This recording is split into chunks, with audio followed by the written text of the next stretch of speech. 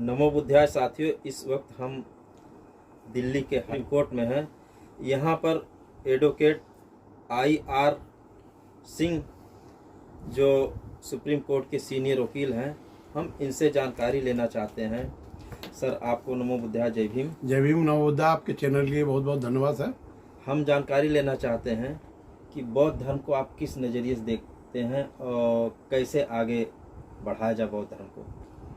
सबसे पहले आपका हमारे चैनल स्वागत है। आपका बहुत बहुत धन्यवाद। मेरा नाम IR सिंह एडवोकेट है और मैं ऑनरेबल सुप्रीम कोर्ट में एक्टिव प्रैक्टिस में हूँ। और जो ग्रामीण क्षेत्र है, हम उसमें बौद्ध धर्म को फैलाने का काम कर रहे हैं। और हमारा मानना है कि जिस प्रकार हिमालय से गिरने वाली धारा को दुनिया की कोई भी ताकत समुद्र में मिलने से नहीं रोक सकती, उसी प्रकार भारत के अंदर दुनिया की कोई भी ताकत बौद्ध धर्म को फैलने से नहीं रोक सकती है। हम बड़े आशावादी होकर हम ये बात कहते हैं कि आज भारत में बौद्ध धर्म बड़ी तेज़ी और मजबूती से फैल रहा है। और मैं आपको बता दूं कि देश के अंदर सर्वप्रथम जो गुलामी को ख़त्म करा था वो तथागत बुद्ध ने कहा था।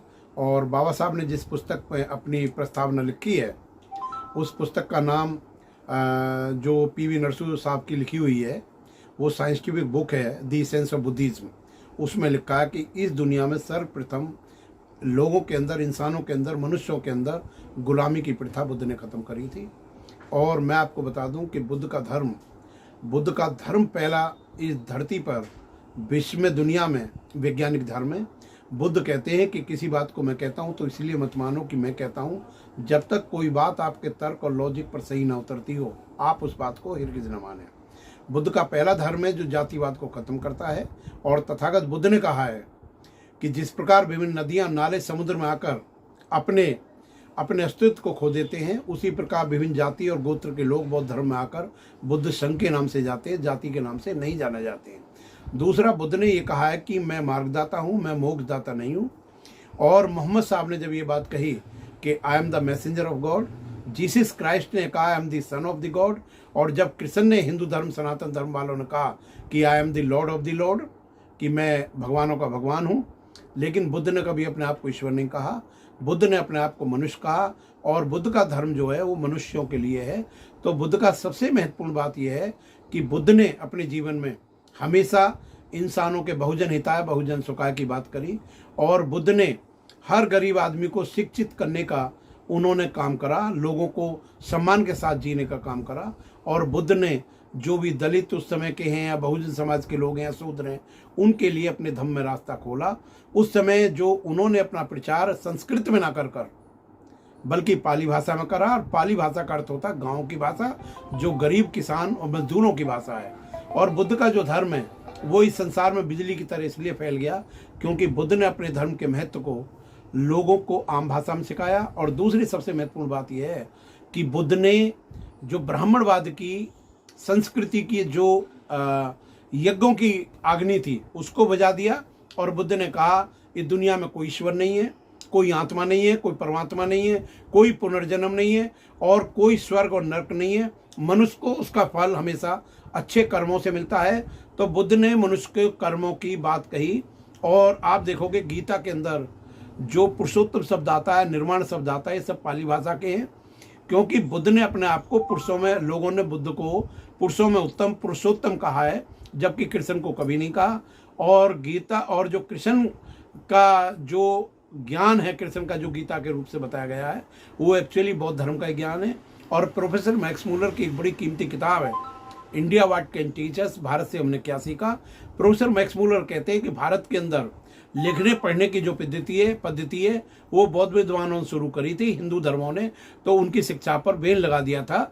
और राम को आप देखोगे रामायण के टाइम में उसने सम्मुख ऋषि का एजुकेशन लेने पर, तपस्या करने पर गला काट दिया था। और जो बौद्ध धर्म के बहुत प्रखंड विद्वान हैं जिन्होंने 3 किताबें लिखी हैं, भर्तृहरि जिनका नाम है, जो मेरे ख्याल से 7वीं 8वीं शताब्दी के प्रखंड बौद्ध विद्वान हैं, जैसा कि डॉक्टर राधा कृष्ण जी ने और राहुल शांतकृष्ण जी ने अपने ग्रंथ में लिखा है भारतीय संस्कृति वाले में। उन्होंने ये लिखा है कि जो बौद्ध धर्म है, बौद्ध धर्म मानवता के लिए है। और बुद्ध ने कहा कि मुझे बहुत ज्ञान है, जब आप देखोगे राधा कृष्ण की बौद्ध गौतम बुद्ध के नाम की जीवनी life and life of Lord Buddha के नाम से, वो कहते हैं कि मुझे बहुत, जब वो जेतवन के अंदर पत्तों को उठाते हैं और उठाकर कहते हैं कि मुझे आनंद बहुत ज्ञान है, लेकिन मैंने उन्हीं पत्तों को उठाया है, उन्हीं चीज़ों को लोगों को बताया जिनसे कल्याण हो सकता है। तो उन्होंने कोई ईश्वर की, आत्मा की या परमात्मा की कोई बात नहीं करी। और बौद्ध धर्म मानवता होने के कारण, भाईचारा होने के कारण, इक्वलिटी, लिबर्टी और फ्रेटर्निटी, सब लोगों को स्वतंत्रता देने के कारण बौद्ध धर्म एक इंटरनेशनल रिलीजन है। वो चीन में, जापान में, कोरिया में, थाईलैंड, कंबोडिया में है। इसलिए बुद्ध का जो धर्म है वो दुनिया में सर्वश्रेष्ठ है, क्योंकि वो बुद्धि का धर्म है। और बौद्ध धर्म दूसरे धर्मों से हमें जो अलग बनाता है, उसका एक कारण ये है कि बुद्ध जो है वो मानवता की बात करते हैं। उनका जो केंद्र बिंदु है वो बहुजन हिताय बहुजन हिताय बहुजन सुखाय है। वे मानवता की बात करते हैं और वो मानव कल्याण की बात करते हैं। इसलिए बुद्ध ने कहा है कि जिन लोगों का मन पशु और पुत्र में लगा हुआ है, वो धम्म के ज्ञान को वैसे ही नहीं समझ सकते जैसे कि सब्जी में पड़ा हुआ चमचा कभी सब्जी के स्वाद को नहीं चख सकता है। तो बुद्ध का जो धर्म है बहुत वैज्ञानिक धर्म है। जो हेराक्लिटुस हैं, जो यूनानी वैज्ञानिक हेराक्लिटुस हैं, उन्होंने कहा कि a man cannot take the twice in the same river, कि मनुष्य एक नदी में 2 बार स्नान नहीं कर सकता। जिसमें स्नान करता है पानी बह के दूसरी बात हो सकता है। लेकिन हेराक्लिटुस से भी 200-300 साल पहले बुद्ध ने कहा you cannot see a thing twice, तुम एक वस्तु को 2 बार नहीं देख सकते। इस संसार में प्रत्येक वस्तु में परिवर्तन है, हर क्षण परिवर्तन है, चाहे वो आपको दिखाई दे, वेदर यू परसीव और नॉट। बुद्ध ने कहा, जैसे एग्जाम्पल के लिए मैं आपको बता दूं कि पंखे की पंखुड़ियाँ जो घूमती हुई हमें नज़र नहीं आती, फिजिक्स कहती है कि अगर कोई वस्तु हमारे आँखों से सेकंड के 7वें हिस्से से पहले घूम जाए तो उसका प्रतिबिंब हमारी आंखों पर नहीं बनता।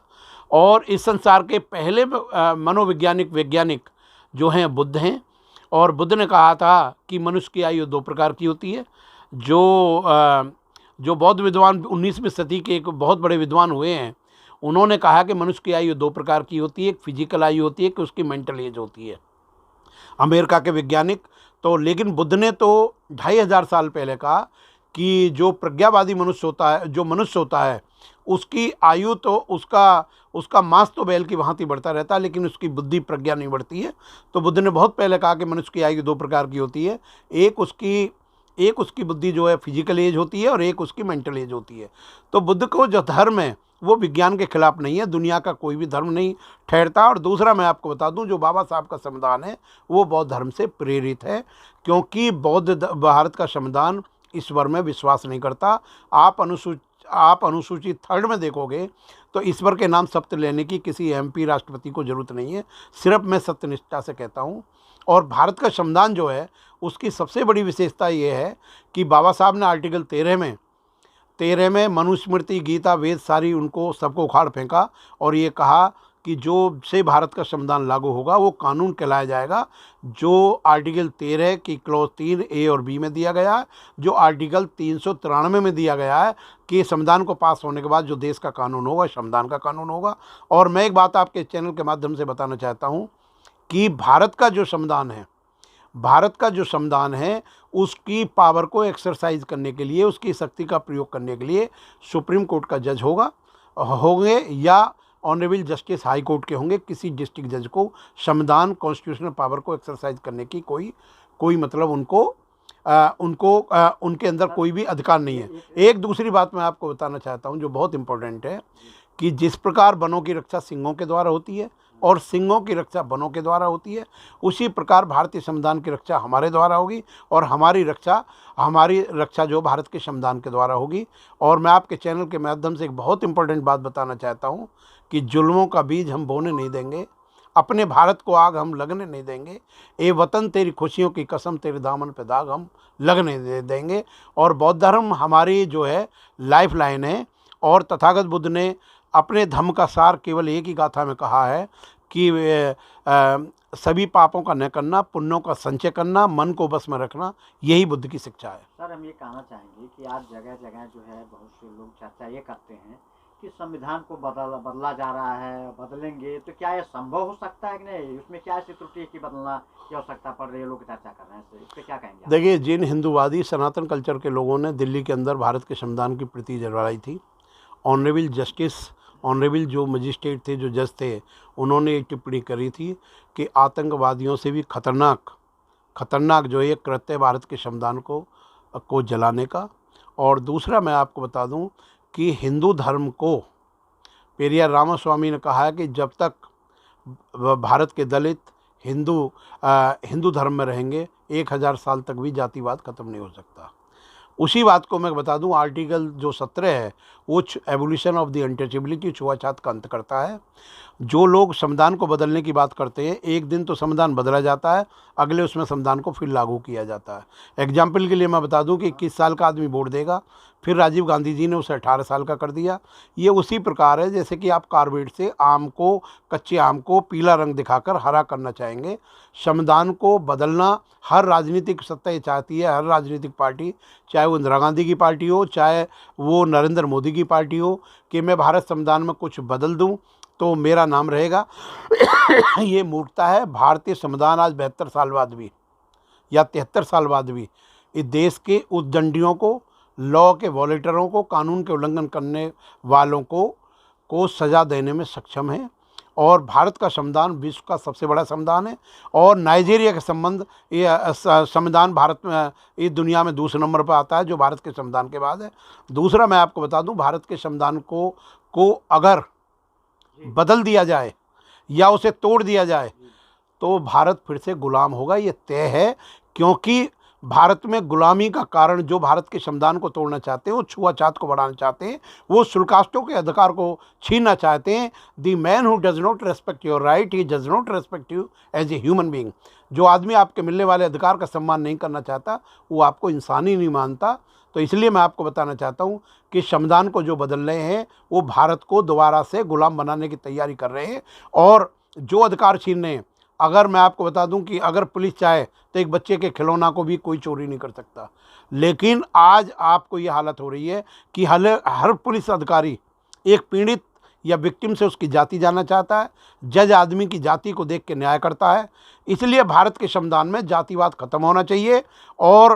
और संविधान सही मायनों में भारत में लागू ही नहीं हुआ, नहीं तो आज सुप्रीम कोर्ट में शुल्कास्ट के लोग जज होते, ओबीसी के लोग जज होते, महिलाएं जज होती। और महिला भी महिला का कोई मदद नहीं कर रही है, क्योंकि महिला भी पहले महिला की जाति जानना चाहते हैं। निर्वाह वाले कांड में पूरा देश ने हंगामा मचाया, लेकिन वहाँ पर अगर एक शुल्कास्ट की महिला के साथ होगा तो कोई भी उस पर आवाज़ नहीं उठाता। जो अल्तमस कबीर जज थे सुप्रीम कोर्ट के, उन्होंने ये बात कहा कि अगर ये घटना एक शुल्कास्ट की महिला के साथ हुई होती, मुस्लिम महिला के साथ होती, तो कोई भी हिंदू संगठन या हिंदू धर्म का या सनातन धर्म का कोई भी आदमी महिला की आवाज़ नहीं उठाती। हाथरस की मनीषा का कांड आपके सामने है। पालम के अंदर जो दिल्ली कैंट में घटना वाल्मीकि महिला के साथ हुई, वो आपके सामने है। और आपको मैं बता दूं कि देश को तोड़ने चाहते हैं, देश को फिर से गुलाम बनाना चाहते हैं, जो भारत के संविधान का गला उनकी पोस्ट पर रहते हुए हैं।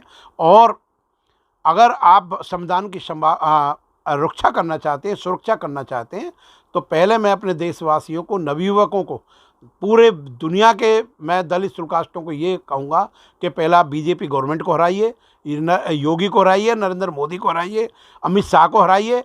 और इनसे जब सही आदमी जो सेकुलर धर्मनिरपेक्ष के पास सत्ता जाएगी, तो संविधान की भी रक्षा होगी, आपकी भी होगी और आपके अधिकारों की भी होगी। आपको मैं बता दूं, नरेंद्र मोदी जी ने शुल्कास्टों के विनाश के अलावा कोई कार्य नहीं करा।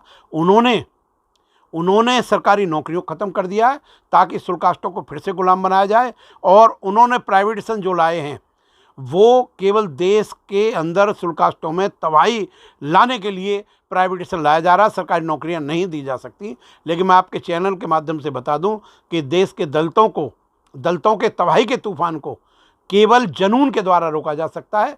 और जनून वे लोग पैदा कर सकते हैं जो स्वयं जनूनी हो। और मैं गालिब के एक शेर को कह के अपनी बात ख़त्म करूँगा कि ये गालिब एक भूल में जीवन भर करता रहा, अरे धूल तो जमी थी मेरे चेहरे पर, मैं आईने को साफ करता रहा। अगर आपने ये भूल करी, बीजेपी को, गवर्नमेंट को, आपने बीजेपी सरकार को अगर वोट दी, तो आपकी नौकरियां छिन जाएंगी, आपके मकान छिन जाएंगे, आपके रोजगार छिन जाएंगे, आप एजुकेशन लेना मुश्किल हो जाएगा और वही युग आएगा जो जूते का युग राम का था। और मैं आपको चैनल से एक बात और बता दूं कि आपको इंसानियत, इक्वलिटी, लिबर्टी, फ्रेटर्निटी चाहिए तो आप बौद्ध धर्म में आइए। आप उन लोगों को ताकत में लाइए जो बौद्ध धर्म का सम्मान करते हो, नहीं तो आपको पता है कि छुआछात बढ़ेगी, अनटचेबिलिटी बढ़ेगी, आपका कोई अधिकार नहीं मिलेगा। और मैं आपके चैनल के माध्यम से, डॉक्टर नावलेकर ने एक बुक लिखी है, थीसिस लिखी है, a new approach to Ramayana, और उसमें लिखा है कि जो राम सिबरी के बेल खाता है, सिबरी एक 18 साल की लड़की थी जिसके अवैध संबंध राम से थे, क्योंकि प्यार में कोई झूठी चीज़ खा सकता, वैसे नहीं खा सकता। तो मैं आपको बता दूं कि बीजेपी का जो शासन है वो एक बबूला है जो 2024 में फूट जाएगा। और जो दलित, शुल्कास्ट हिंदू धर्म में रहकर अपना भला चाह रहा है, वो वज्रलेप मूर्ख, कोड़े मारकर मरे हुए घोड़े को जिंदा करने की चेष्टा कर रहा है। थैंक यू, बहुत बहुत धन्यवाद। जय भीम, नमो बुद्धाय।